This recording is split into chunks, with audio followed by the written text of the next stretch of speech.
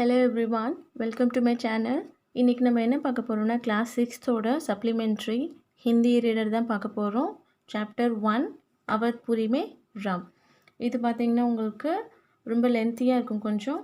So video வந்து முழுசாக பாருங்கள், ஸ்கிப் பண்ணாதீங்க. ஓகேவா? இப்போ சாப்டருக்குள்ளே போகலாம் வாங்க. இந்த ஸ்டோரி பார்த்திங்கன்னா ஒரு அவத் நகரத்தை பற்றி இங்கே சொல்கிறாங்க. ஓகேவா? அவதில் அயோத்தியா நகரத்தை பற்றி இதில் சொல்லியிருக்காங்க. यह कथा अवध की है और बहुत पुरानी है। अवध में सरयू नदी के किनारे एक अति सुंदर नगर था अयोध्या. सही अर्थों में दर्शनीय है. ஓகேவா? இங்கே வந்து இந்த கதை வந்து பார்த்திங்கன்னா உங்களுக்கு அவதை பற்றி சொல்கிறாங்க. அவதில் வந்து சர்யூ நதிக்கு கினாரினா சர்யூ ஒரு நதி, அந்த நதியோரமாக ஒரு நகரம் இருந்தது. அந்த நகரம் தான் அயோத்தியாவா. அயோத்தியா பற்றி தான் இனிமேல் பார்க்க போகிறோம். அயோத்தியா எப்படி இருந்தது, அதில் இருக்க மக்கள் எப்படி இருந்தாங்க. அது பார்த்திங்கன்னா உங்களுக்கு दिखने लायक भव्यता जैसे उसका दूसरा नाम हो. अयोध्या में केवल राजमहल भव्य नहीं था, उसकी एक एक इमारत आलीशान थी. அயோத்தியா பார்த்திங்கன்னா உங்களுக்கு பார்க்க வேண்டிய ஒரு நகரமாக, அதில் பார்த்திங்கன்னா பவ்யனா இங்கே உங்களுக்கு தெய்வீகமான பவ்யமான ஒரு நகரமாக இருந்தது. பிரம்மாண்டமாக அரண்மனை மட்டும் இல்லாமல் நார்மல் இருக்கிற அங்கே பப்ளிக்கோட வீட்டை பார்த்திங்கன்னா உங்களுக்கு ரொம்ப भव्यமாக இருந்தது. सड़कें चौड़ी थी, सुंदर बाग बगीचे, पानी से लबालब भरे सरोवर, खेतों में लहराती हरियाली, हवा में हिलती फसलों दरियों की लहरों के साथ खेलती थी. ஓகேங்களா? அந்த அயோத்தியாவில் வந்து ஏன்னா இங்கே வந்து ரோடு, ஓகேவா, ஸ்ட்ரீட் எல்லாமே ரோடு எல்லாமே ரொம்பவே ப்ராடாக ரொம்ப அகலமான ரோடெல்லாம் இருந்துதான். அங்கே இருக்க பாக் பகீச்சான நல்ல புல்வெளி வயல்வெளி எல்லாம் ரொம்ப அற்புதமான பச்சை பசேல்னு இருந்தது. அங்கே இருக்க நீர்நிலை குட்டை இந்த பாண்டு இது எல்லாமே பார்த்திங்கன்னா உங்களுக்கு நல்லா செழிப்பாக இருந்ததுதான். ஓகேவா? அந்த நதியோர காற்றோடு சேர்த்து அந்த வயலில் இருக்க நெல் விளைச்சல் எல்லாமே அழகாக ஆடிக்கிட்டே இருக்குமா. अयोध्या हर तरह से संपन्न नगरी थी. संपन्नता कोने अंदर तक बिखरी हुई, सभी सुखी, सभी समृद्ध, दुख और विपन्नता और अयोध्या का पता नहीं मालूम था. यह उन्हें नगर की सीमा में प्रवेश की अनुमति नहीं थी. कि पूरा नगर विशाल था, अद्भुत और मनोरम था. அந்த நகரத்தில் பார்த்தீங்கன்னா எல்லாரும் சீரும் சிறப்புமாக சந்தோஷமாக வாழ்ந்துட்டு இருந்தாங்களாம். துக்கி அப்படின்னா இங்கே உங்களுக்கு எந்த ஒரு கெட்ட விஷயமோ கெட்ட செய்தியோ அந்த நகரத்துக்குள்ளே வரதுக்கே அனுமதி இல்லாமல் இருந்ததுதான். அந்த நகரமும் எப்படி இருந்ததா, விஷால்சன் தா, அத்புத் ஆர் மனோரகம். ஓகேவா? ரொம்ப அருமையான ஒரு மனோரம் அப்படின்னா இங்கே உங்களுக்கு சந்தோஷமான ஒரு நகரமாக இருந்துச்சான். उसे ऐसा होना ही था. वह कौशल राज्य की राजधानी था. இங்கே பார்த்தீங்கன்னா அயோத்தியா நகரம் வந்து இந்த மாதிரி தான் சீரும் செழிப்புமாக இருந்திருக்கணும் அப்படின்னு சொல்கிறாங்க. இதை ஏன் சொல்கிறாங்கன்னு சொல்லிட்டு நம்ம இனிமேல் வர சாப்டர்ஸில் பார்க்கலாம். இப்போ இதை மட்டும் பார்க்கலாம். கௌஷல் ராஜ்யக்கு ராஜதானினா அயோத்தியா வந்து கௌஷல் ராஜ்யத்தோட ராஜதானி அப்படின்னா உங்களுக்கு இங்கே கேபிட்டல். ஓகேவா? ராஜா தசரத் வஹி ரஹते थे. ராஜா வந்து எங்கே இருந்தாங்க? கௌஷல் நகரத்தில் தான் இருந்தாங்க. ஓகே. உன்கே ராஜ் மே துக் கா பலா கியா காம். அவங்களோட ராஜ்யத்தில் வந்து அங்கே துக்குன்னா இங்கே உங்களுக்கு கஷ்டத்துக்கு வேலையே இல்லாமல் இருந்துச்சான். ராஜா தசரத் குஷல் யோத்தா. ஓகேவா? ராஜா தசரத் வந்து எப்படி இருந்தாங்க? குஷல் ரொம்ப சந்தோஷமான ஆர் நியாயப்பிரிய சாசக் தி. ரொம்ப நியாயமான ஒரு ராஜாவாக இருந்தாங்க. மகாராஜ் அஜ் கே புத்ரி தே. மகாராஜ் வந்து யார் இங்கே? தசரத் வந்து யாரோட புத்திரா இருந்தாங்க? அஜ். இது உங்களுக்கு ஷார்ட் क्वेश्चंसல கேட்பாங்க. कुल के उत्तराधिकारी रघुकुल की रीति नीति का प्रभाव हर जगह दिखाई देता. सुख समृद्धि से लेकर बात व्यवहार तक लोग मर्यादाओं का पालन करते थे. இங்கே பார்த்தீங்கன்னா உங்களுக்கு ஆளுங்க எல்லாம் எப்படி இருந்தாங்கன்னா அந்த ராஜ்யத்தில் ரொம்ப மரியாதை உள்ளவங்களாக இருந்தாங்க. ஓகேங்களா? எப்படி இருந்தாங்க? உத்தரதிகாரினா அங்கே ஹையர் போஸ்டிங்கில் இருக்கிறவங்களும் சரி, அந்த ஊரில் இருக்க மக்கள் எல்லாம் ரொம்ப மரியாதைக்குரியவங்களாக இருந்தாங்க. सदाचारी थे. ஓகேவா? पवित्रता और शांति हर जगह थी. இங்கே பார்த்தீங்கன்னா உங்களுக்கு பவித்ரதா ஒரு சாந்தினா ரொம்ப தூய்மையாகவும் ரொம்ப நிம்மதியாகவும் எல்லாரும் அங்கே வாழ்ந்துட்டு இருந்தாங்க. நகர் மே பி லோகோं के मन में भी. அந்த நகரத்துலேயும் இதே மாதிரி இருந்து தான் அந்த நகரத்தில் வாழும் மக்களும் அதே மாதிரி தான் இருந்தாங்களாம்.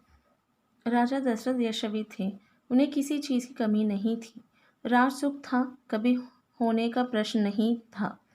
ஓகே, இங்கே என்ன சொல்கிறாங்கன்னா, ராஜா வந்து தசரத் எப்படி இருந்தாங்கன்னா ரொம்ப பணபலத்தோட உள்ள ஒரு ராஜாவாக இருந்தாங்க. அவங்களுக்கான ஒரே ஒரு வருத்தம் மட்டும் இருந்துக்கிட்டே இருந்துதான். ஓகேவா, அது என்னன்னு இனிமேல் பார்க்கலாம். लेकिन उन्हें एक दुख था, छोटा सा दुख मन के एक कोने में छिपा हुआ.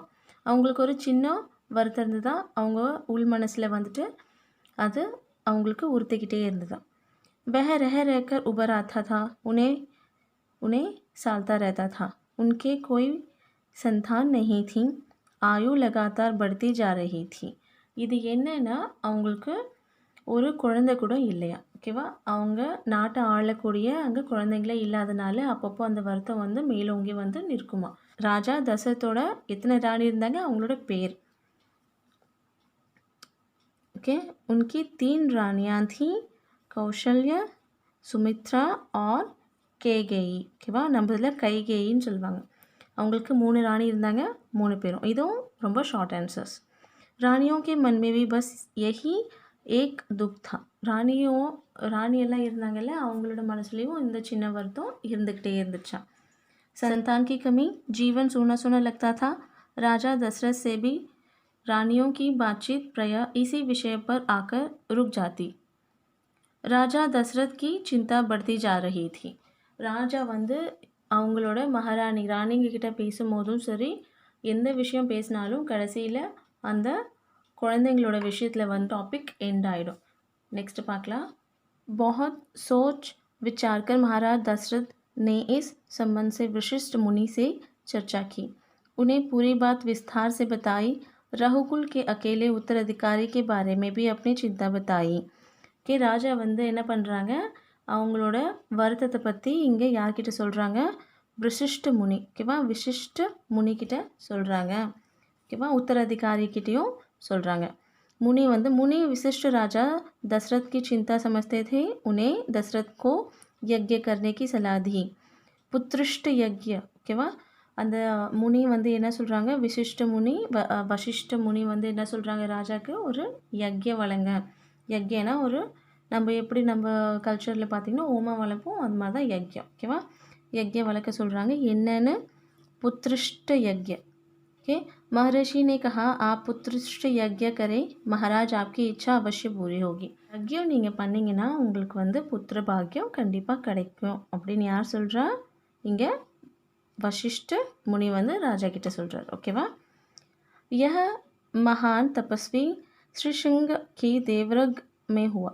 ஓகே, எங்கே நடந்தது, श्री श्रृंग की देवरग में हुआ. पूरा नगर उसकी तैयारी में लगा हुआ था.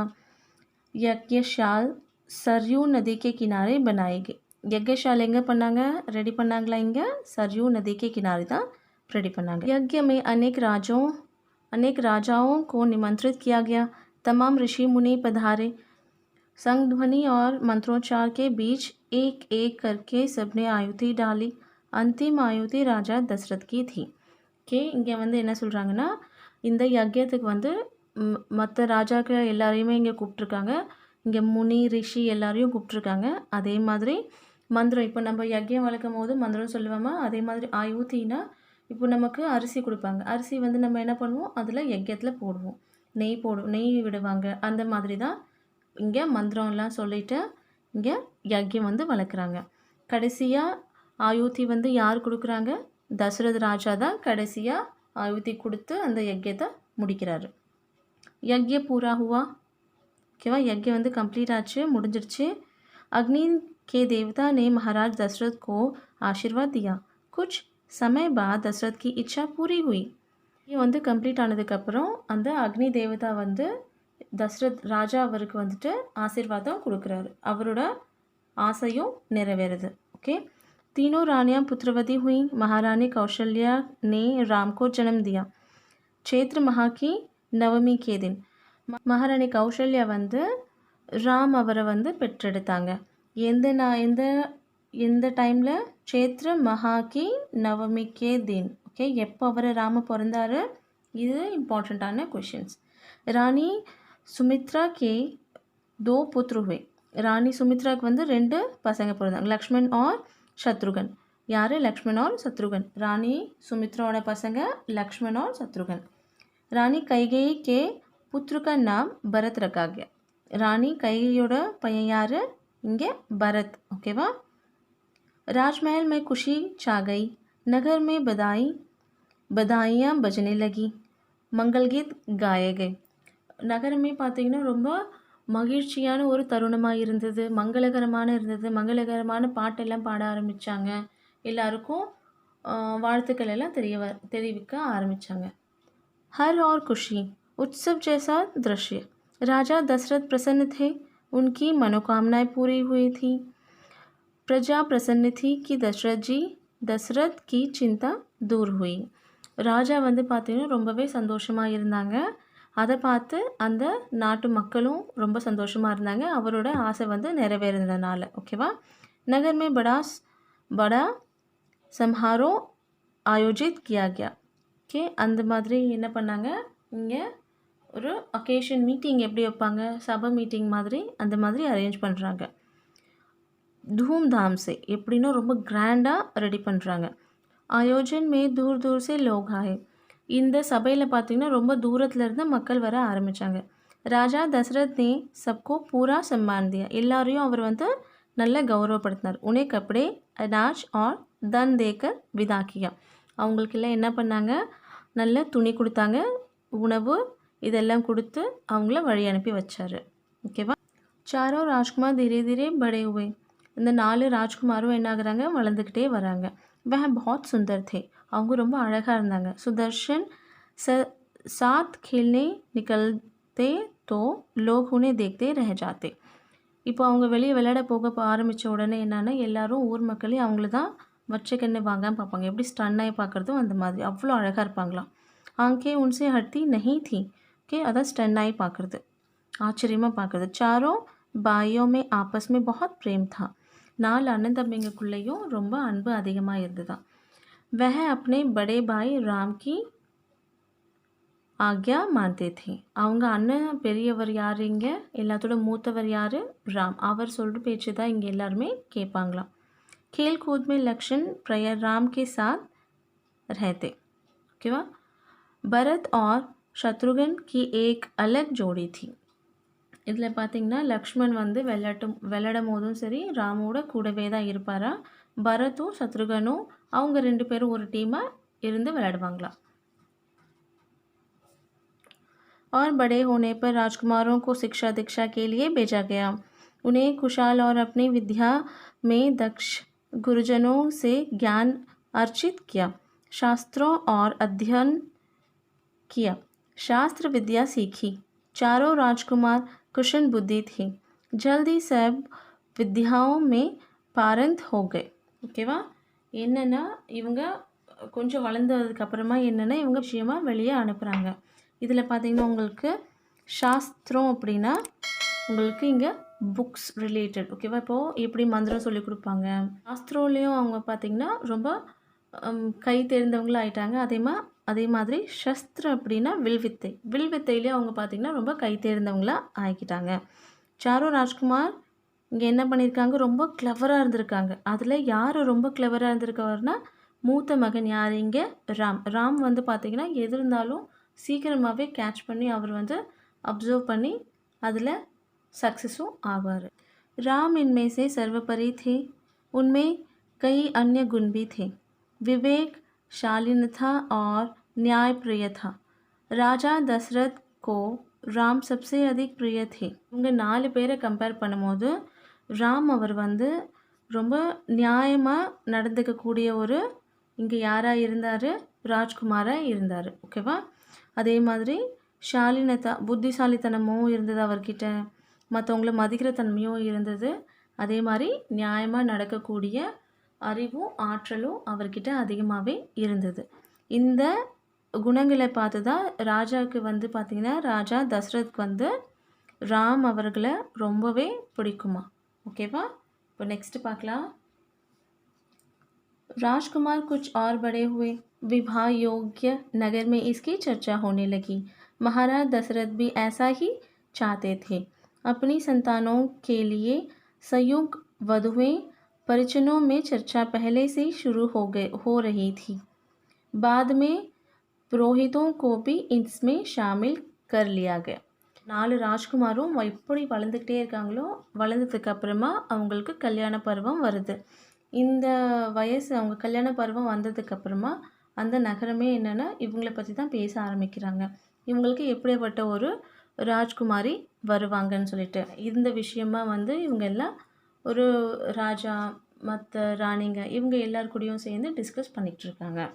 அந்த டைம் பார்த்து யார் வராங்கன்னா अयोध्या का राजमहल एक दिन ऐसे ही चर्चा चल रही थी. அயோத்தியாவோட ராஜ்மஹலில் ஒரு நாள் இதே மாதிரி ஒரு விஷயத்தை பற்றி டிஸ்கஷன் பேசிக்கிட்டு இருந்தாங்க. गहन मंत्राना तभी एक द्वारपाल घबराया हुआ अंदर आया. उसने सूचना दी कि महर्षि विश्वामित्र पधारे हैं. महाराजा दशरथ तत्काल अपना आसन छोड़कर खड़े हो गए. द्वार की ओर बढ़े. அந்த வாசலை நோக்கி முன்னாடி நகர்ந்து போகிறாங்க. महर्षि की अगवानी करने उन्हें लेकर दरबार में आए. विश्वामित्र को ऊंचा आसन दिया गया. ஒற்றன் வந்து விஸ்வாமித்ரன் மகரிஷி விஸ்வாமித்ரன் அவர்கள் வந்திருக்காங்கன்னு சொன்ன உடனே மகாராஜா வந்து தன்னோட அரியணையிலேருந்து எந்திரிச்சு நின்றுட்டு அந்த வாசலை நோக்கி முன்னாடி போயிட்டு மகரிஷி அவர்களை அழைச்சிட்டு வந்து அவருக்கு நல்ல உயரமான ஒரு அரியணையை उक्कर वगैरह ओके। विश्वामित्र कभी स्वयं राजा थे, बहुत बड़े और बलशाली। बाद में अपना राजपाट छोड़ दिया, संन्यासन ग्रहण कर लिया, जंगल चले गए। वहीं उन्होंने अपना आश्रम बनाया, उसे उन्होंने सिद्धाश्रम नाम दिया. விஸ்வாமித்ர பார்த்தீங்கன்னா அவரும் ஒரு காலத்தில் ஒரு ராஜாவாக இருந்தார். அந்த ராஜ சபை எல்லாமே வேண்டான்னு சொல்லிட்டு துறவியாக ஒரு சன்னியாசியாக மாறிட்டு அந்த காட்டிலேயே போயிட்டு காட்டில் போனதுக்கப்புறமா அங்கே வசிக்க ஆரம்பிச்சிட்டாரு. அங்கே ஒரு ஆசிரமும் ரெடி பண்ணி அந்த ஆசிரமோட பேர் என்ன सिद्धाश्रम नाम दिया. महर्षि के स्वागत सत्कार के बाद दशरथ ने कहा महर्षि आज्ञा दे, मैं आपकी क्या सेवा कर सकता हूँ. आप अपने मन की बात कहिए, आपकी आज्ञा का पूरी तरह पालन होगा. ஓகேவா. இங்கே என்ன சொல்கிறாங்கன்னா மகரிஷி அவர்களே நீங்கள் வந்ததுக்கான காரணம் என்னவோ அதை நீங்கள் சொல்லுங்கள், அதை நாங்கள் நிறைவேற்றுறோம் அப்படின்னு சொல்கிறாரு. राजन मैं जो मांगने जा रहा हूँ उसे देना आपके लिए कठिन होगा. ராஜா அவர்களே நான் என்ன உங்ககிட்ட கேட்க வந்திருக்கேனோ அதை கொடுக்கறது உங்களுக்கு ரொம்ப கடினமாக இருக்கும் அப்படின்னு சொல்கிறாரு. आप आज्ञा दीजिए महर्षि, मैं उसे पूरा करने के लिए तत्पर हूँ, बिल्कुल नहीं हिचकूंगा. நீங்கள் உத்தரவிடுங்க, அதை நிறைவேற்றுறதுக்காக நான் ரொம்ப ஆர்வமாக இருக்கேன், நான் பின்வாங்க மாட்டேன்னு சொல்கிறாரு. मैं सिद्धि के लिए एक यज्ञ कर रहा हूँ, अनुष्ठान लगभग पूरा हो गया, लेकिन 2 राक्षस उसमें बाधा डाल रहे हैं. मैं जानता हूँ कि उन राक्षसों को केवल एक ही व्यक्ति मार सकता है, वह राम है. आप अपने ज्येष्ठ पुत्र को मुझे दे दें ताकि यज्ञ पूरा हो, विश्वामित्र ने कहा. இங்கே வந்து விஸ்வாமித்ர அவங்க வந்து ராஜா வந்து தசரத் கிட்ட சொல்கிறாங்க, இந்த மாதிரி நான் ஒரு யஜ்யம் வளர்த்துக்கிட்டு இருந்தேன், அந்த யஜ்யம் வந்து ஆல்மோஸ்ட் கம்ப்ளீட்டாக இருந்தது, ஆனால் ஒரு 2 ராட்சசர் வந்து அதை தடுத்துட்ருக்காங்க. ஆனால் எனக்கு தெரியும் அந்த ராட்சசர்களை யார் வந்து அடக்க முடியும். உங்கள் பெரிய பையன் ஜேஷ்ட் அப்படின்னா மூத்த மகன், உங்கள் மூத்த மகன் இருக்கார்ல ராம், அவர்னால மட்டும்தான் அவங்கள அழிக்க முடியும். நீங்கள் வந்து ராம என்கிட்ட ஒப்படைங்க, யஜ்யம் வந்து கம்ப்ளீட் பண்ணுறதுக்கு நிறைவேற்றுறதுக்கு அப்படின்னு சொல்கிறாரு. दशरथ पर जैसे बिजली गिर पड़ी वह अजगजा गए. उन्हें उम्मीद ही नहीं थी कि मुनिवर उनसे राम को मांग लेंगी. उनके ज्येष्ठ पुत्र उनके सबसे प्रिय दशरथ चिंता में पड़ गए. தசரத் அவர் ராஜா வந்து நினச்சி கூட பார்க்கல இந்த மாதிரி ஒரு விஷயத்தை வந்து இவர் சொல்லுவார், முனிவர் வந்து சொல்லுவாருன்னு.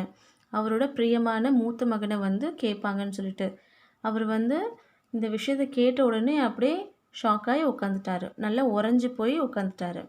विश्वामित्र दशरथ की दुविधा समझ रहे थे. उन्होंने कहा मैं राम को केवल कुछ दिनों के लिए मांग रहा हूँ, यज्ञ 10 दिन में संपन्न हो जाएगा. महाराज दशरथ दुखी हो गए, पुत्र वियोग की आकांक्षा से कांप उठे. மகரிஷி வந்து ராஜாவோட தசரத்தோட நிலைமையை பார்த்துட்டு சொல்கிறாரு, நான் வந்து கொஞ்ச நாளைக்கு தான் ராம வந்து என்கிட்ட இருக்கணும்னு சொல்கிறேன். 10 நாளுக்குள்ளே அந்த யக்ஞம் வந்து கம்ப்ளீட் ஆகிடும். அதுக்கப்புறம் நான் அவரை திரும்பி அனுப்பிச்சி வச்சிடுறேன். சொன்ன உடனே கூட அப்போ கூட இவருக்கு வந்து அந்த ஷாக்லேருந்து வெளிவரவே முடியலையா. दरबार में सन्नाटा छा गया. दशरथ की दशा देखकर मंत्री चिंतित हो गए. ராஜசபையே ரொம்ப அமைதியாக ஆயிடுச்சா. அவரோட நிலைமையை பார்த்து, ராஜாவோட நிலைமையை பார்த்து மந்திரி எல்லாமே ரொம்ப அமைதியாகிட்டாங்களாம். पर चुप थे. महर्षि विशिष्ट शांत थे. महर्षि மட்டும் ரொம்ப அமைதியாக இருந்தாராம். इतने में दशरथ कांप कर बेहोश हो गए. தசரத் ராஜா வந்து இந்த விஷயத்தை கேட்ட உடனே திரும்பவும் அவருக்கு என்னாச்சு, மயக்கமே வந்து கீழே விழுந்துட்டாராம். होश आया तो डर ने उन्हें फिर जकड़ लिया. திரும்ப அவருக்கு வந்து சுயநினைவு வந்த உடனே மறுபடியும் இந்த விஷயத்தினால அவர் என்னாச்சு, திரும்பவும் அப்செட் ஆயிட்டாரு. मूंछित होकर दोबारा गिर पड़े. संज्ञा सून पड़े रहे. இந்த விஷயத்தை கேட்ட உடனே என்ன ஆயிடுச்சு, அவருக்கு போன மாதிரி அவர் ஆயிட்டாரு. ஓகே, இதோட பார்த்தீங்கன்னா இந்த வீடியோ வந்து கம்ப்ளீட் ஆகுது. ஏன்னா இது வந்து ரொம்ப லென்த்தி வீடியோ. இது வந்து ஒரு பார்ட் 1. நெக்ஸ்ட்டு வீடியோ பார்த்தீங்கன்னா உங்களுக்கு பார்ட் 2 வீடியோ இருக்கும். இது வந்து ரொம்ப லென்த்தியாக போய்கிட்டே இருக்கும். ஸோ புரியறதுக்கும் ரொம்ப கஷ்டமாயிடும். அதுக்கப்புறம் பார்த்தீங்கன்னா இதில் இருக்க கொஷின் ஆன்சர்ஸ்லாம் நான் கொடுக்குறேன். வீடியோ கண்டிப்பாக பிடிச்சிருக்குன்னு நினைக்கிறேன். பிடிச்சிருந்தா மறக்காமல் லைக் பண்ணுங்கள், ஷேர் பண்ணுங்கள், சேனலை சப்ஸ்கிரைப் பண்ணிக்கோங்க, பக்கத்தில் இருக்க பெல் ஐக்கானையும் ப்ரெஸ் பண்ணிக்கோங்க. அப்போ தான் நான் எப்போல்லாம் வீடியோ அப்லோட் பண்ணுறேனோ உங்களுக்கு ஒரு நோட்டிஃபிகேஷன் வரும். ஓகேங்களா? Thank you.